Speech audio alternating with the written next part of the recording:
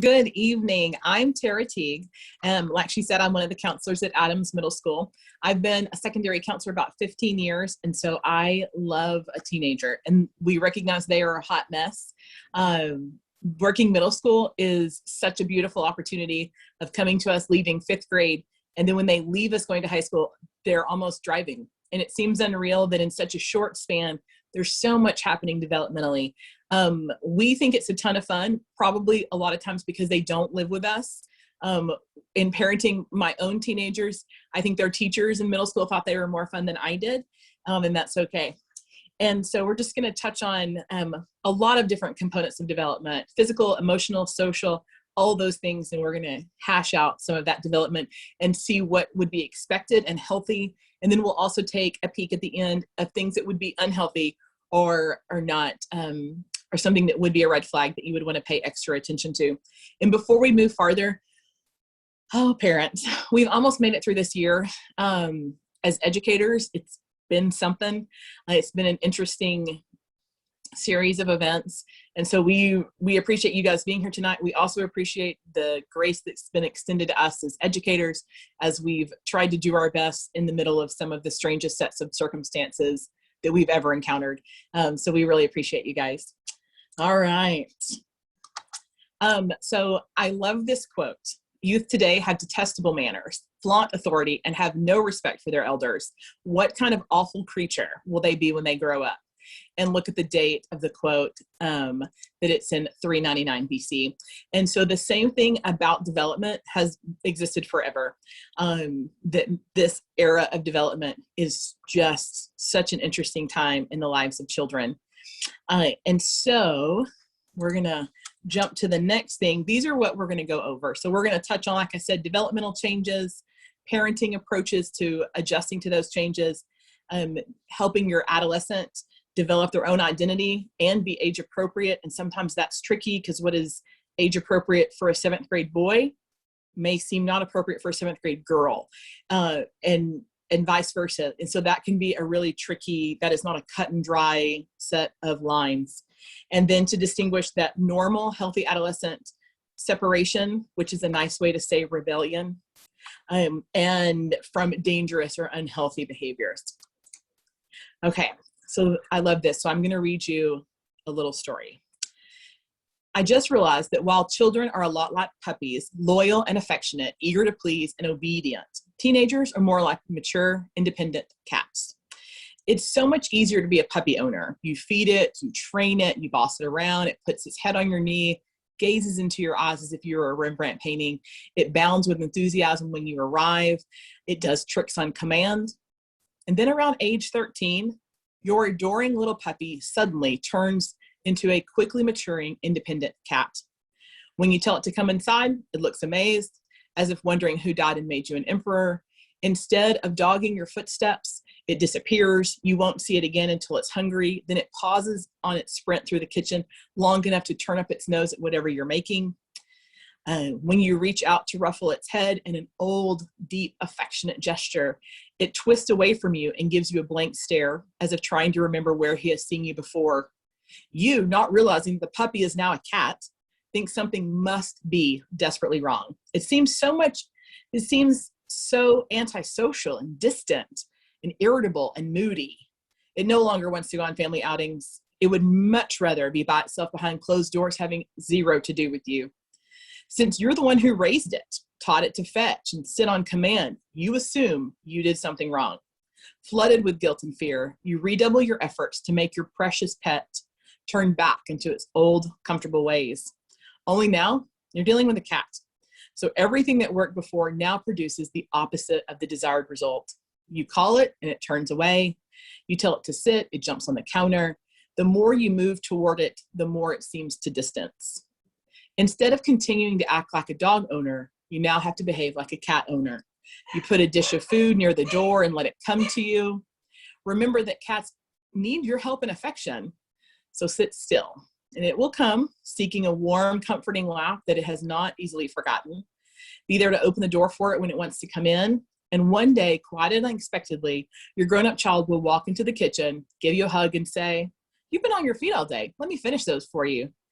And in that moment, you realize that your cat has once again become a dog. And I know that it can be quiet on these. So if you'll put in a chat, if you don't mind, the age of your oldest child. So let's see if we've got some cat experts already in house. If you can, I'll put my oldest child. I'll just go ahead and age myself. Oh, 19 and 14. Yeah. Well, this is 25. And so we've seen that. I have gotten the honor of seeing them flip back to where you think, oh my goodness, some of this work that I've done has actually worked. And that's such a gift. Oh, 10 and 7, 12. Oh, the 12, if the 12 is your oldest, you're on the cusp of some really fun days. And we're excited you're here. The 10 and 7, you're just going to be well prepared. In reality, you're going to have a lot of preparation. And so when we think about adolescence, we know it's rapid, unpredictable, and dramatic, which is often how we would also describe the children as unpredictable and dramatic. And so both their physical development as well as their mental development, it does cause a lot of anxiety for parenting. I've never heard someone say when they're holding a newborn baby, I just can't wait till she's 14. That we don't tend to look forward to the teenage years in a parenting world. Those are times that cause anxiety where we're losing some of the grasp on their freedom and they're gaining freedom and we're not really sure they have the maturity to handle it. So it causes a lot of parenting anxiety. There is a natural pulling away. So the kids will naturally pull away from us in some ways as they develop their own personal identity. And it can just be so scary. And I'm going to say a word that makes every teenager roll their eyes, hormones. When we have to say it in the office as we talk to them, a child described to me today, sometimes I cry and I don't know why, and I had to use the H word and tell them that it is probably hormones. And you get like a face about it because they really don't want to hear that. They might engage in risk-taking behavior. It can be good or bad. So risk-taking behavior could be the scary things that are not appropriate, as well as the fun stuff like trying out for cheerleader and joining the volleyball team and being on stage in theater. So that risk-taking behavior, when used appropriately, is building courage and helping them develop. But there are times where it would be inappropriate, and those are the things we're going to look at too. Our big goal tonight is to understand what is normal teen behavior. And then we're just going to look at some parenting responses which encourage their maturity and independence, all the while looking at some of their decisions with pause for them and helping them walk through those moments even as they learn, which can be really difficult. So the person who has a 19-year-old, is your 19-year-old a girl or a boy? Oh, that's Cynthia. Girl. And is that your piano lessons daughter? Is she? Yes, she has her own business teaching piano because she's been in piano since she was 8. So she's turned it into a business, which she did actually at 15, which was very risky. And yes. Yeah. So risk-taking behavior of like having to see herself as a mature expert, join the risk of doing something that may fail miserably, but being out on a limb. And so an appropriate use of risk-taking behavior. So when parents are looking at teen behaviors, there are times that something is normal, like a door slam or an argumentative tone that just seems to go on and on, where it really is a normal behavior. We're not encouraging it, and we're not even saying that those behaviors are acceptable, but some parents will feel like, that's it. Something has happened to my baby. And it will feel as if this is not a recoverable moment, where those types of big surge of emotional outbursts, just like a toddler who's gaining independence, we're at another independent era. And at those eras of independence, you see really strong emotions. Okay, and then Miss Pierce is going to jump in. Thank y'all so much for joining us. Like Ms. Teague. I am one of the counselors at Adams Middle School. I have been so blessed to be able to have been at Adams since we opened and love all the excitement that happens there. It's I think my 9th year in education. And so while I am more in line with, I think it was Jamie in the chat that said she had a 10 and a 7-year-old, I will be exactly in that spot in 2 weeks when my oldest has her birthday. So I am with you guys in the elementary school trenches right now. And so a lot of this information is good for me as well, preparing for these adolescent years, even though I do work with these really exciting age groups on a daily basis. It is different when it's in your own home.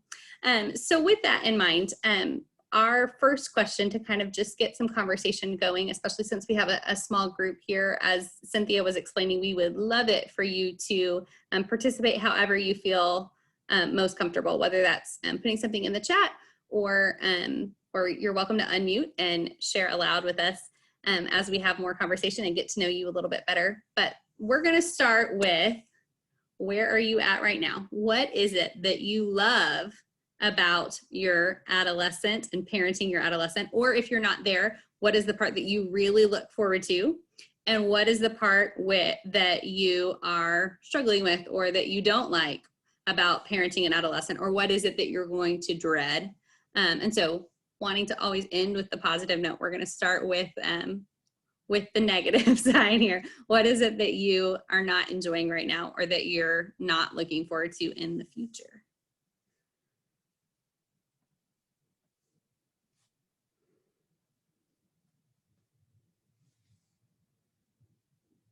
I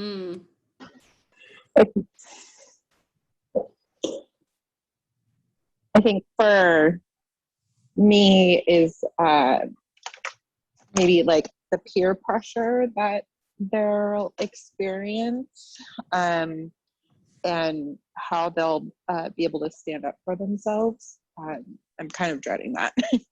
Absolutely. I mean, you make a good point there that those two things have to go hand in hand, that we realize that the age that they're in, their friends and their peer group has a louder voice in their life than they have ever had before. And that sometimes that's pressure, and kind of like what Tara was saying about risk, it can be good or it can be bad.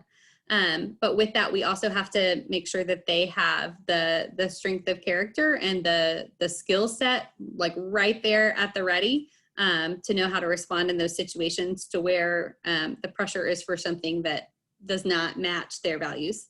And that can be tricky. I know that that's something that we sometimes practice in our offices. And when I say practice, I mean, we are role playing and we are talking through scenarios where they are verbalizing out loud. What would you say in this situation? And we're talking about, okay, not just the words, but your body language and your tone of voice. And it seems silly at first. And we acknowledge that with the kid that, hey, I know this seems a little bit awkward. But the fact of the matter is that anything we practice is more likely to be put to use quickly and with a little less effort if we've practiced it in a moment that doesn't have the stakes attached. And so that is definitely something that we can do, whether it's with us in our offices or at home with a trusted parent. Practice is a great step there. I saw that Tara had put in the chat, a lot of people dread watching them struggle with dating relationships, which is definitely true. I know I have both a daughter and a son, and I will tell you that my dread for both of them is about equal when that is concerned, for different reasons.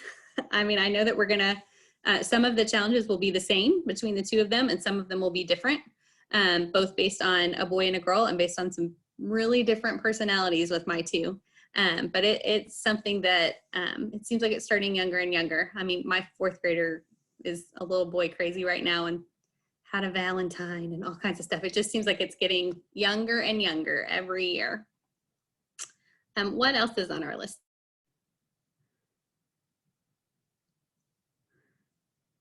I see Cynthia said attitude. I think there's a lot of people that might give a thumbs up to, to that answer, that's something that we dread, because as Tara was saying, even if it's something that we aren't approving of, doesn't mean that it's anything abnormal, and just kind of in some ways to be expected, even if it still needs to be corrected. Relationships at school. Social cruelty peaks in middle school. Hard to see our kids hurt or hurt others. Oh, that is a wise parent right there that's realizing that that we're going to be maybe on either side of that coin in different times, that even the sweetest, kindest student at some time is probably going to be on the wrong side of something and maybe be hurtful toward friends. And then of course we hate when their little hearts are broken from things that people say. So much about adolescence is linked to impulse control issues. We know that at this stage of development, they're just not, like, the idea of think before you speak is so much easier said than done for these friends. And so that can lead to a lot of hurt feelings, especially because they are so connected. You know, they carry each other around in their pockets on social media apps and through text messages.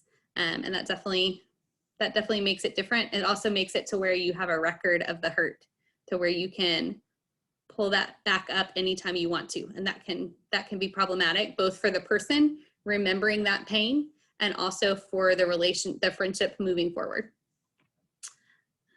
Tara, you want to tell us about those books that you mentioned there? So I put in some books that are suggested. I wanted to put them in because sometimes it's hard to get them to talk to you, as well as hard to ask them questions. So like in that whole cat part about how you're like, hey, how's school going? Fine. Did you do anything fun today? No. And so trying to figure out how to encourage the conversation is really at times difficult. And so some of these books help with that. And then I also threw in Positive Discipline for Teenagers. Positive Discipline is a discipline style. You can find it for all different ages, but it is not patronizing and not too babyish for this age. And it really does change like the way that you speak to the kiddos. One of the books that I haven't read but was suggested, and I put it on there. I love the title, Get Out of My Life, but First Could You Drive Me and Cheryl to the Mall? And it really just highlights the struggle of I need you to leave me alone, and did you pay my field trip money? And all of that is in the same, like, they so heavily need you and they so strongly want their independence, and they have some internal strife. And then there's one particular one that's about parenting teen girls, having kids who are, you know, when they date and trying to talk to them about that and letting them both grow in independence in an area that feels really high stakes. Take some deep breaths on the part of the parent as you listen and think, oh my gosh. And internally you're, what are you telling me? As you're like, oh, thank you so much for talking to me about that. You're trying to keep your own face calm, especially for me, trying to keep your own face calm as they're processing through something. So those books are some things that would help. If you are into reading through that, I like a checklist. And so if the book is like, this will make you good at something, yes, please. And so I enjoy having something to refer back to. And those are some good references. And I love Positive Discipline. I use it with elementary students as well as middle school and high school, and my own kids. And I've found it to be really useful. Thank you so much for that. So that kind of, some of what you were talking about kind of matches with what has been shared in the chat here about self-expression, and how we worry about, are they expressing themselves because they are tending to isolate, kind of like what you're talking about, the cat that's happy behind closed doors, just wants to come out when it's hungry. So with that, one thing that we lots of times recommend is to kind of meet them where they're at. For example, with what Tara was saying about they still really need you to drive them to the mall, which I know in 2021, it's not the mall anymore. It's, you know, urban air or wherever. But drive time is a great opportunity for conversation, as long as we're not on the apps and things like that. So that's something that could be just an easy little kind of family expectation to put in place, is that, you know what, when we're in the car, nobody is going to be on devices, because something about having that time in the car where, one, they can't really get away from you. They need you to give them that ride. but also everybody's looking out the window, and sometimes it makes people a little bit more free to speak if they don't have to like make eye contact with you. Not that they feel uncomfortable doing that, but something about having, you know, the scenery going by and stuff, it can just lend itself to conversation if we're asking the right questions. So I know Tara was given some questions earlier, and some typical adolescent responses of fine and those one-word answers. Sometimes if we ask more specific questions instead of how was school today, fine. If we ask more specific questions like who did you sit with at lunch today or something like that, it can at least give a little bit more of an information and maybe trigger something to where they're going to share with you. But yes, self-expression is definitely a concern. It's something that we talk through quite a bit with individual students, asking them, okay, what do you do with these feelings? Because they have those feelings in abundance, all of them, the good, the bad, the ugly, and making sure that they're expressing them in positive ways. Speaking of positive, what are the positive parts of parenting adolescents? What are you loving, or what are you looking forward to if you're not there yet?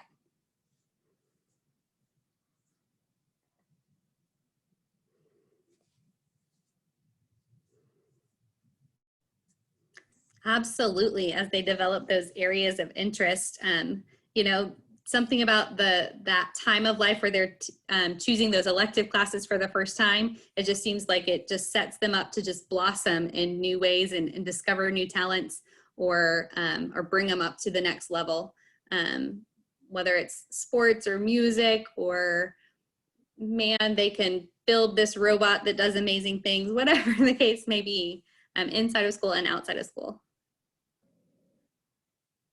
The sense of humor, for sure. I will tell you that's my favorite part of my job, is that there's not a day that goes by that you don't come home with a story about just a kid that is hilarious, intentionally or not. But more and more of the time, it's because they, you know, they're wit. I think that's kind of a difficult question for me to answer, only because, you know, my own transition into adolescence wasn't great. And I don't think my parents really understood how to help me. So that's kind of the reason that I called in today, because I want to see what, you know, a good experience should be. So. Well, thank you so much for sharing that. We really appreciate that level of transparency. I think that you bring up a good point, that our own backgrounds go so much into our parenting, whether it's things that we want to replicate or things that we want to avoid. So much of our parenting style is gonna be developed based on the good and the bad of our own upbringing. And so, man, you're taking a great step. There's, you know, the fact that you're looking for, you know, the tips and tricks along the way to make things smoother for your kids. That's going to be a great advantage for your children and for you as well. So we appreciate you joining us. Well, and I will tell you a secret. So as we work with middle schoolers and we talk about when they're talking about a difficulty with their parent, I would say 80% when you say, what would you like to be different? They want to spend time individually with the parent. Their behavior does not support that statement. So their behavior will look like, leave me alone. And then when you say, what would you really like to do? Well, my mom and I used to go get manicures. And I'm like, have you told your mom you want to go get a manicure? Because mom probably doesn't want to spend time with you, but they don't know how to communicate it early on. So even if they're totally a stinker, you still are like, I'm having the best time shopping for shoes with you. Even if in reality that isn't exactly accurate for you, they really do want to spend time with you. So at the very basic, like we would tell when a parent says, how do I get my child ready for kindergarten? We're like, read to them and spend time. How do I get my kid ready for adolescence? Speak to them and spend time. They love to spend time with the parent. Now they want, when they get to this age, they want it to be in terms of things they like. So you may find yourself listening to a long story about anime. In a 20-minute span, you will never get back in your life. And so you have to think, okay, I'm doing this because I love them, I am not interested. That you're just meeting them where they are, because as they develop that interest and expertise, they're going to want to tell you about their interest and expertise, even if you don't really want to know. And so it's just really for bonding more than anything else. Absolutely. So, and with those conversations, we have a note here about their new vocabulary, which is also great. As they're becoming more and more of an adult, you can have conversations that kind of match that a little bit better, which is another great part about adolescence. So, all of those things that were mentioned, the great things, the things that we are not looking forward to or looking forward to getting to the other side of, the point of this slide is all of that is an adolescent. And whether it's our favorite part or the part that we find the most grating, it is normal based on their development.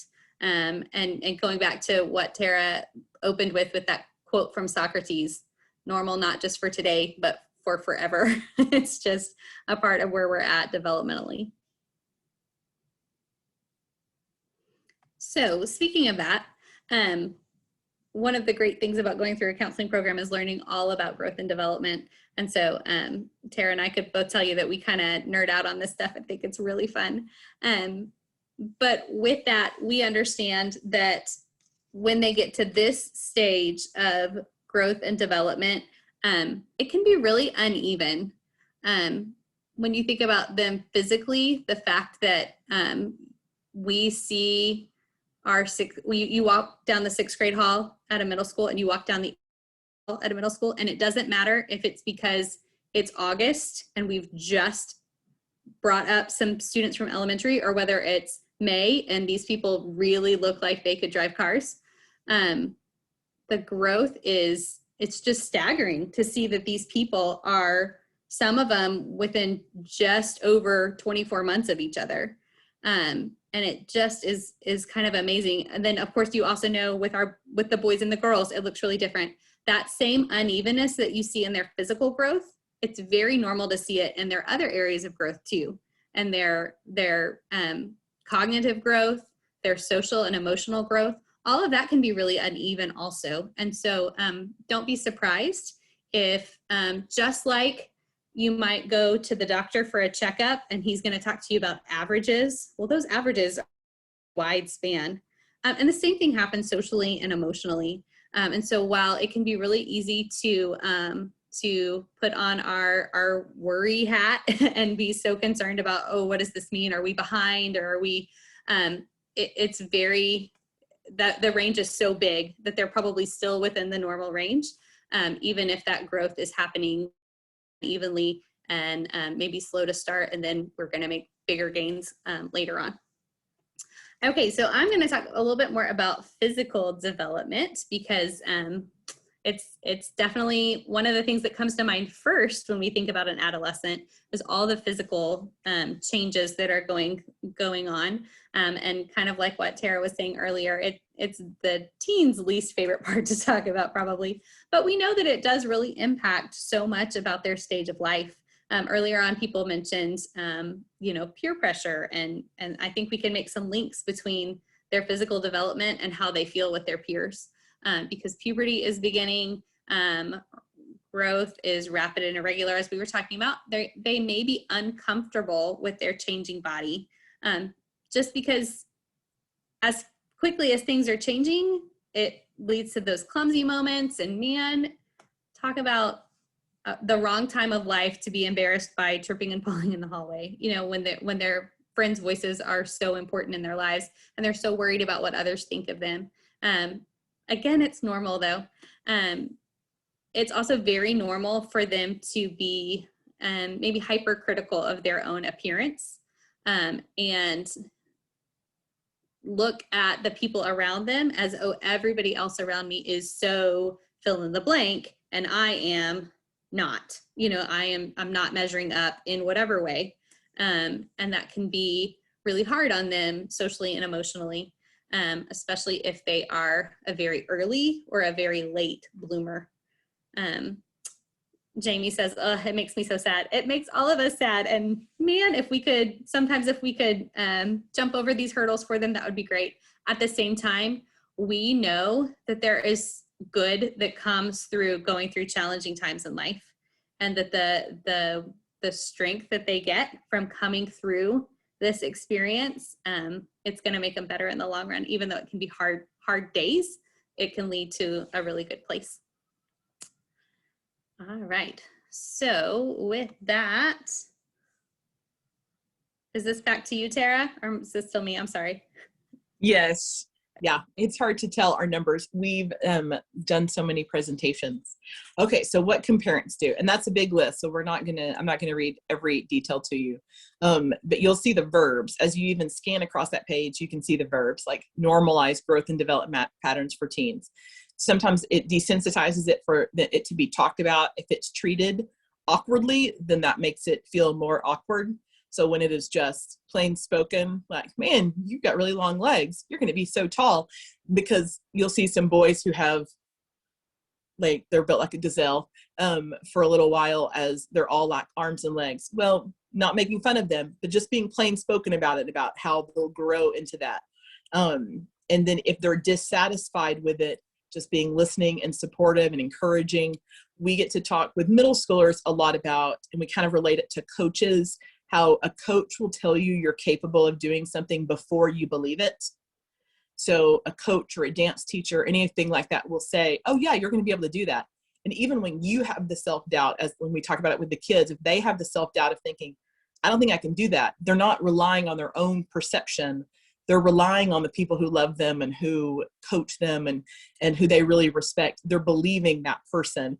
And so at times where they're like, I am gross, then we're like, would your parents say that about you? And as we get to talk through those things, that we want them to listen to those other voices that they trust and love in moments where they're really unhappy. So that encouragement is vital, because just like a toddler, who, when you see a toddler doing something they shouldn't and they look for you, because they're trying to seek your face in the moment where they're misbehaving, a teenager who's in a moment where they're really downtrodden, if they have an internal dialogue from you that's really positive about who they are, it's incredibly helpful.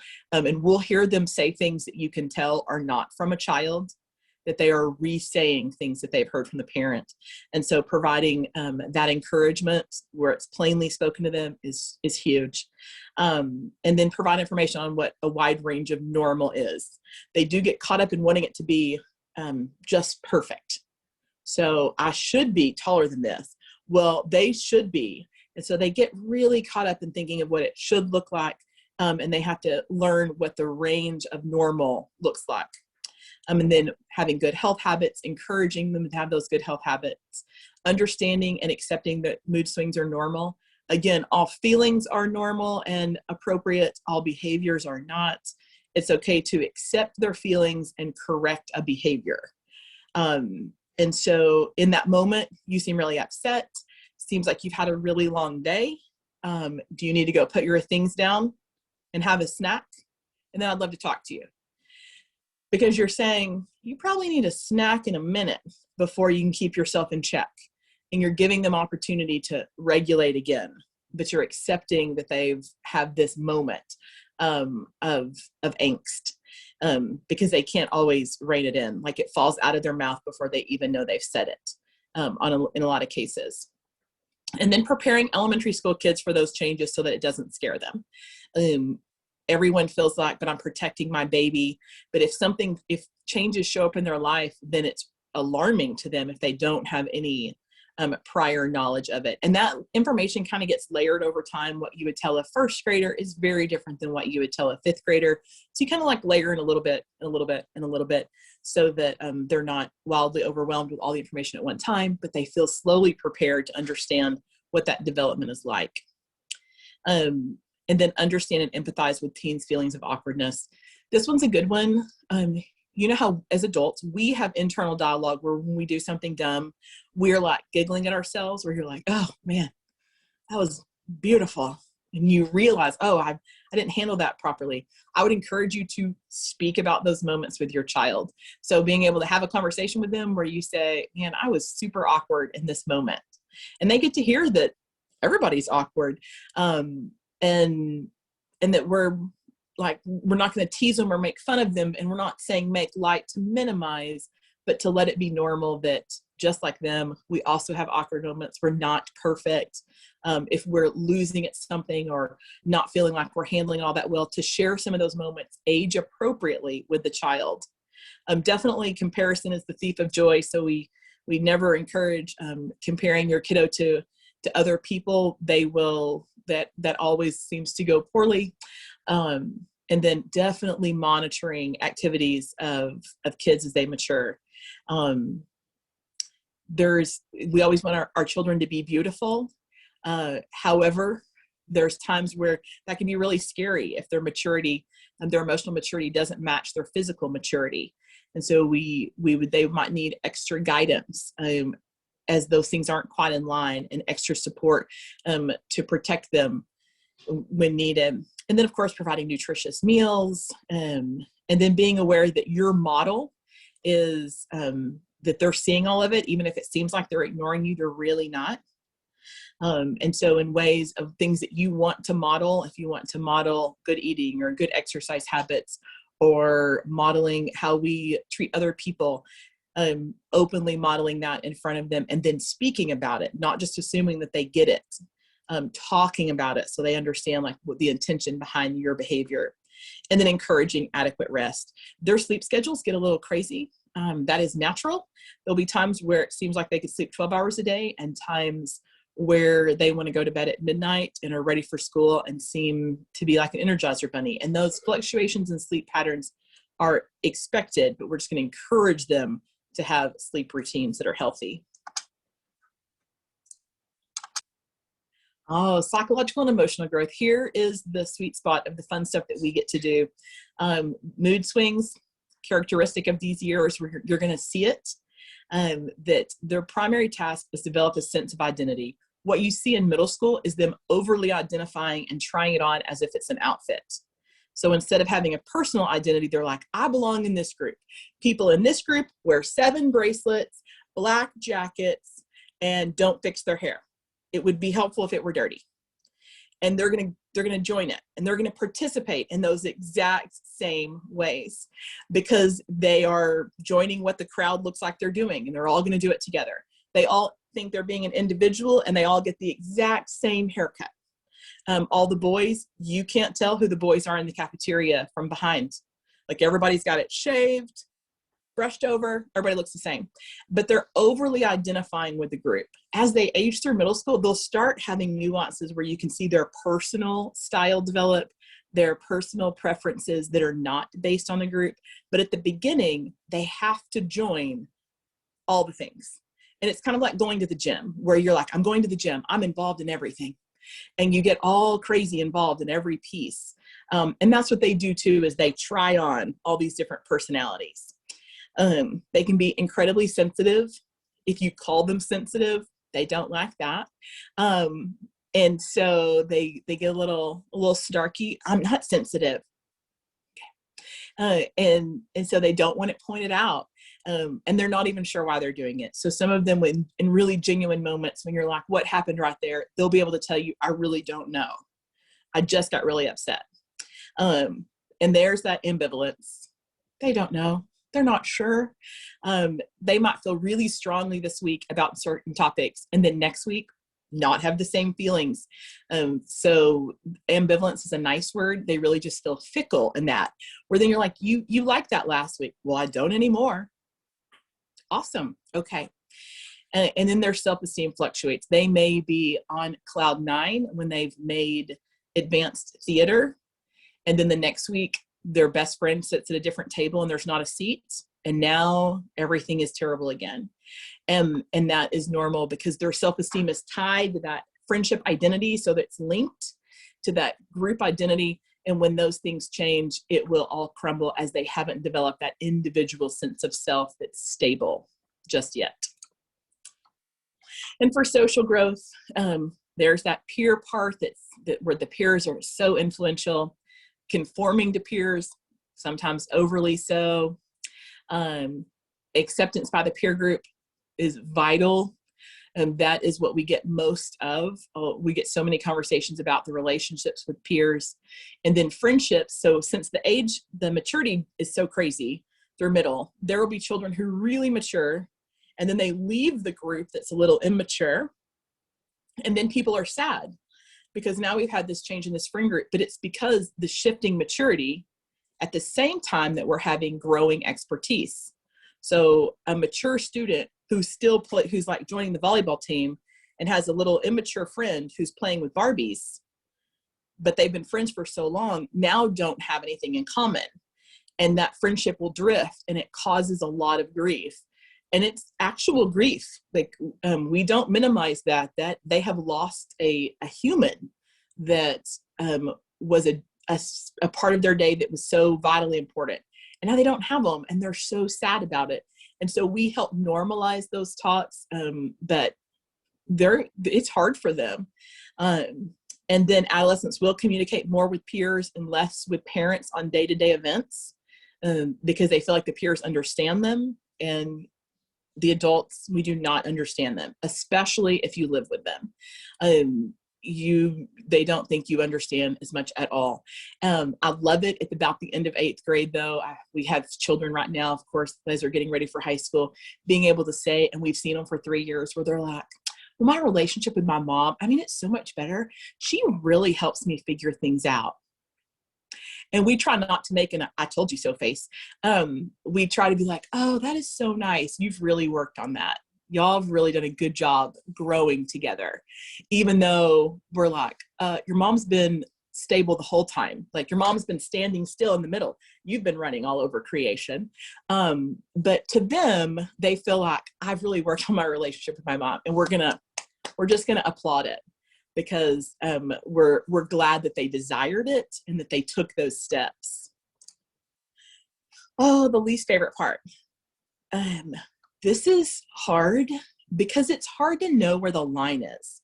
Because there's how I said at the beginning, they use that nice word, separation. And what they really mean is rebellion. And those moments of rebellion are not all bad. We use rebellion as a negative word. And it isn't always bad. It's where they grow their sense of self. And so they have to have safe rebellion. And oh no, good. I didn't go past. This is my last one, Pierce. I was afraid I took it. Whew.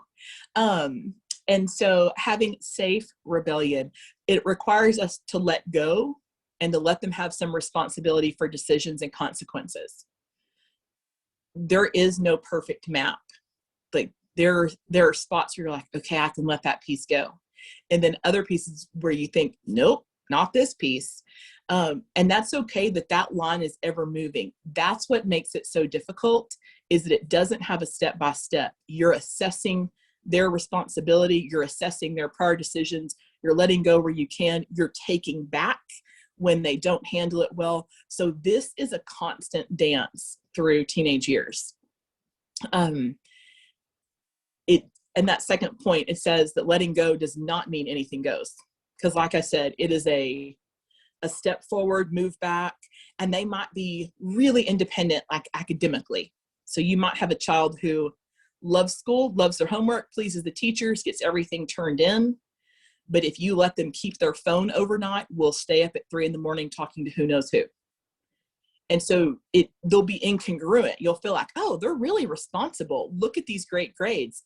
They applied to the Honor Society. And then you're like, what are you doing up in the middle of the night? And so, but because their development moves that way, their behavior does too. So you won't see it just be the same amount of responsibility in every category. And that's what makes it tricky.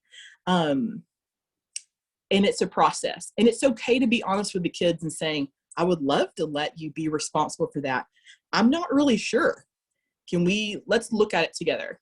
And then y'all might even piece out what they can be responsible for, and you keep back what you think they're not ready for. And then they might be able, as you grow in that relationship, be able to come back and say to you, like, okay, I think I've got this. Like the kid might be able to tell you, I think I can do it. I'm going to handle this myself.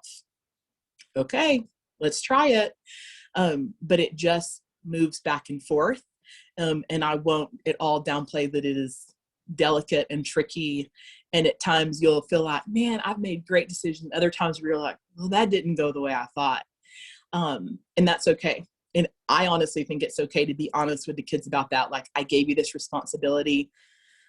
I feel like maybe that was a little too early. And that's okay. You're not in trouble about it, but we need to revisit this. Let's look at it again. And then be able to see that this is not a hard line where you're going to get the stark rebellion of bad behavior, but where they hear your voice and saying, I desire for you to be more independent, but I'm protecting you enough to let it be when you're ready, if that makes sense.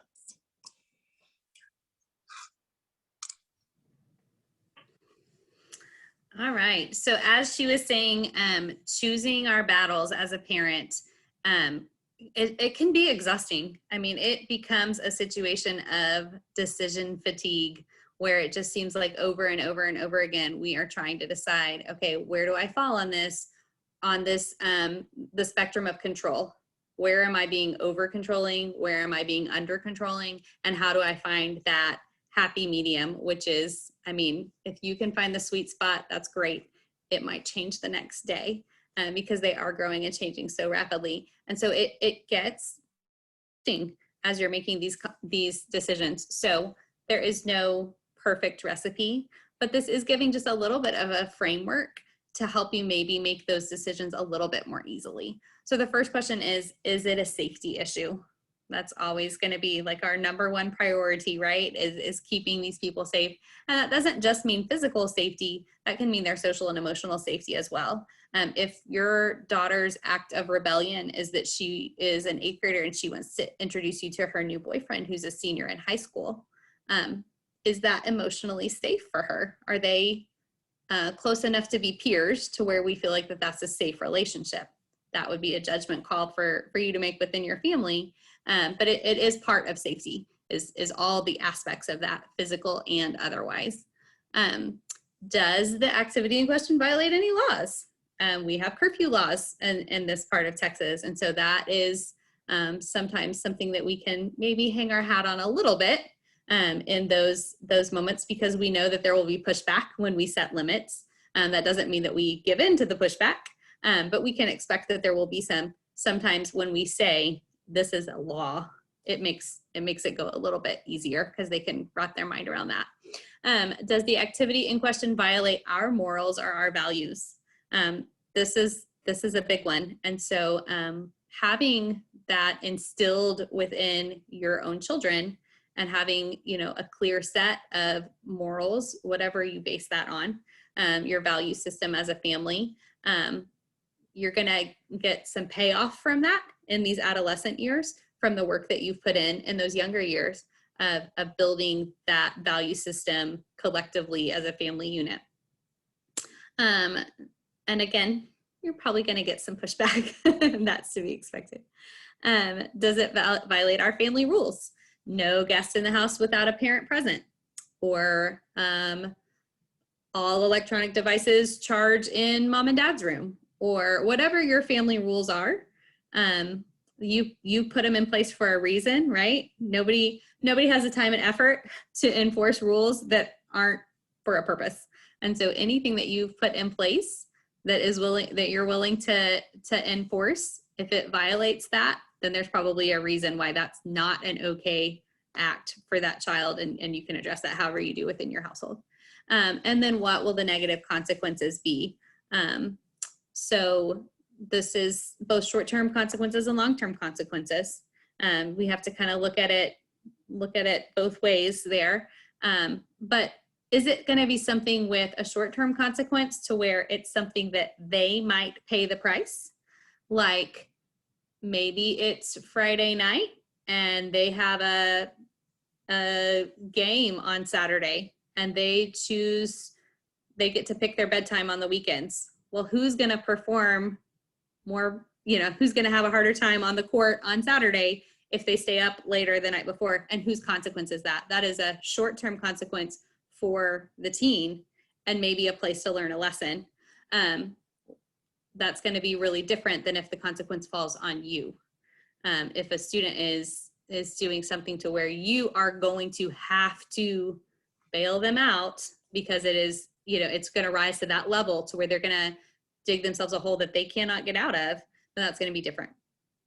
Because those little mistakes or missteps that they can take, again, those can be life lessons to where it's almost easier if they take those missteps younger and within the safety of your home, to where they can learn along the way instead of taking them later in life when maybe the cost is bigger and the safety is removed.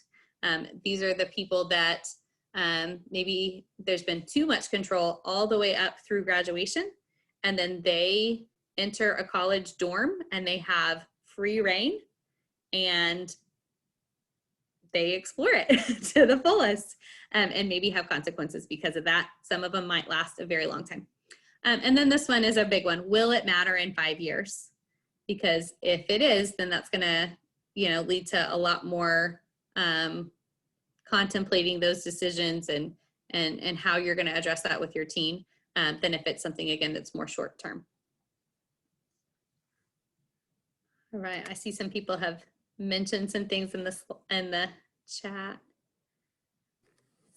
While you look those over, Ms. Pierce, I would like to add how important it is, as we're working through a lot of this with our young kiddos, is, we get flabbergasted and we get shocked and we get, we have all these emotions that we go through, and it's so easy to react like, I can't believe you did that, or whatever that looks like.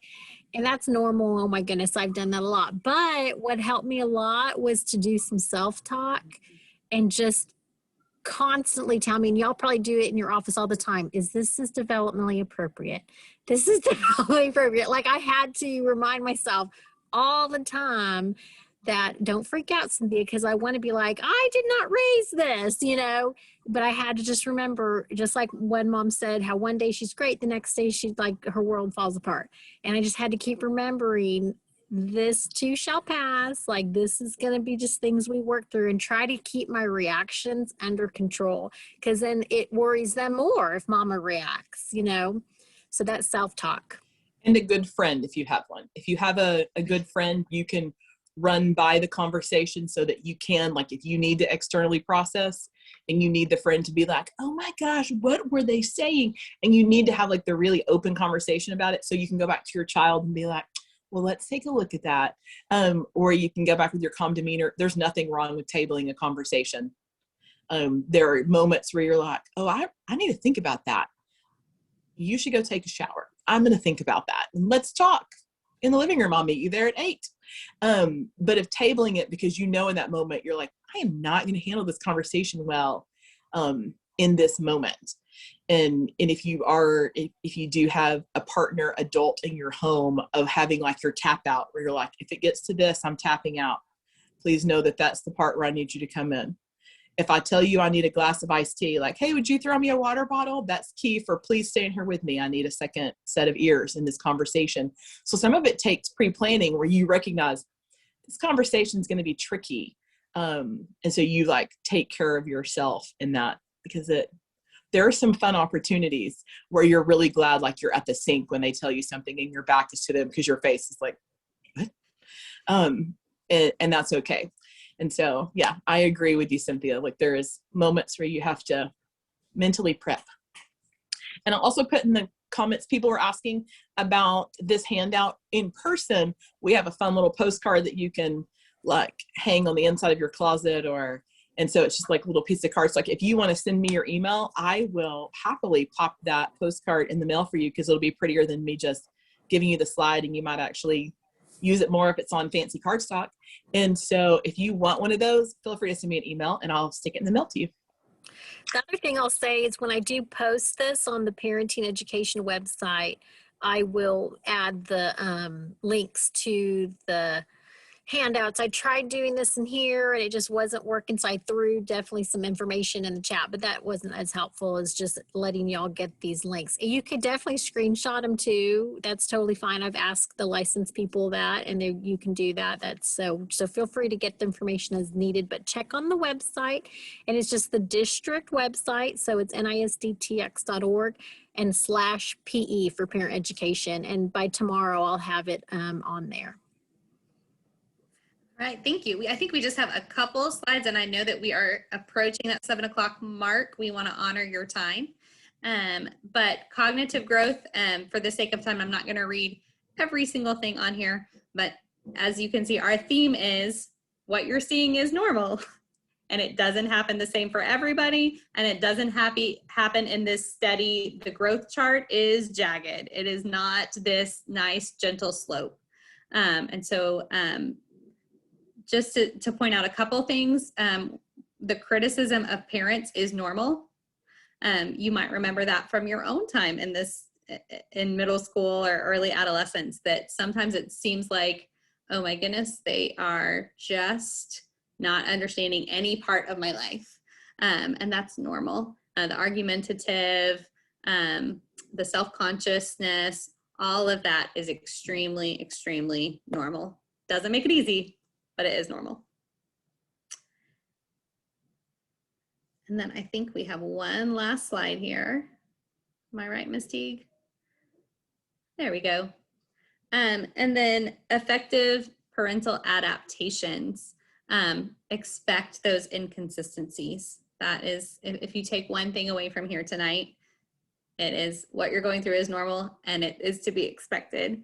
I think a lot of this we've already touched on, that we don't want to criticize, we want to approach them with empathy, we're going to honor the feeling even if we're not honoring the behavior. A lot of this are things that have kind of naturally come up in conversation tonight.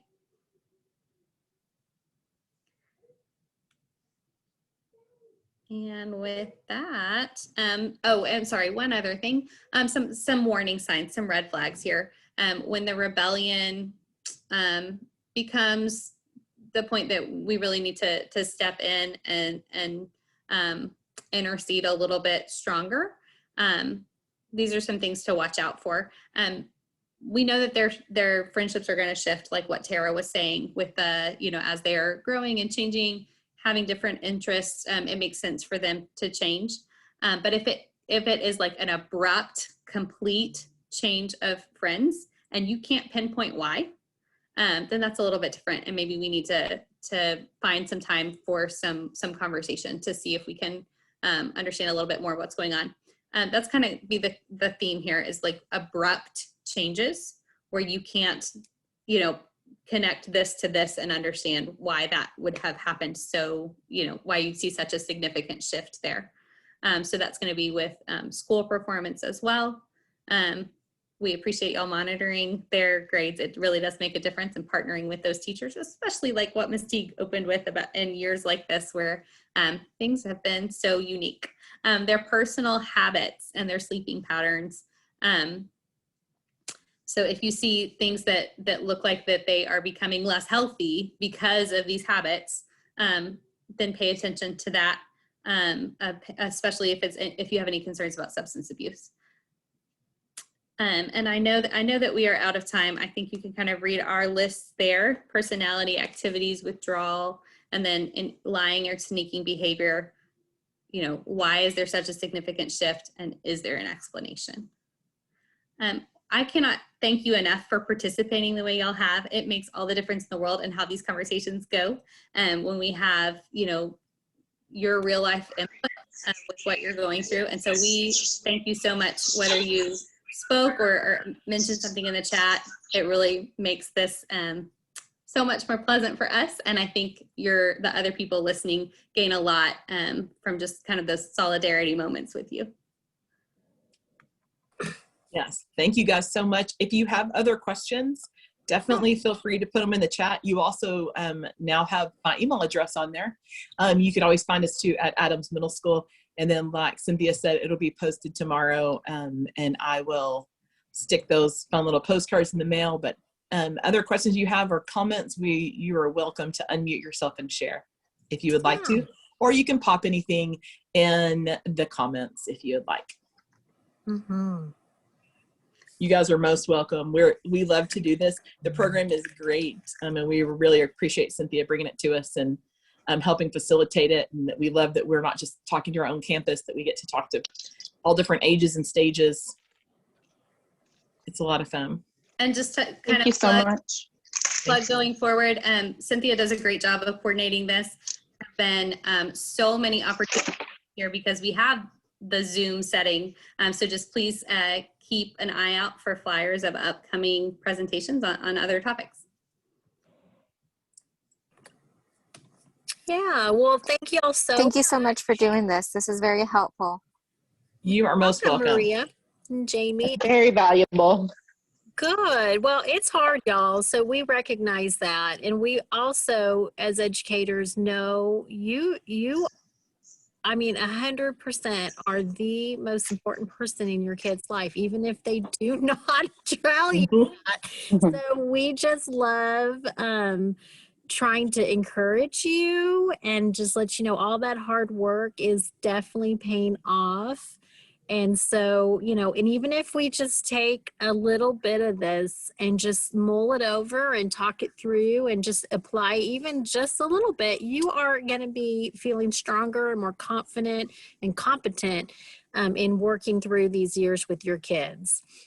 A lot of roller coasters, so enjoy those highs and then just hold on tight for those lows, but their love, you know, sweetie, and you're partnering with your kids, just let them know that you are their main steadfast, like I promise, it just means the world to them. So thanks again. Look on the website for more. You can email me too, and this is definitely a big part of my job, is just trying to meet the needs of families. So if you have any suggestions, let me know. We will have there's 3 more webinars in May that might interest you. And so just, you know, look those things up, keep an eye on those emails from the district, and join us again. So thanks y'all so much. Have a good evening.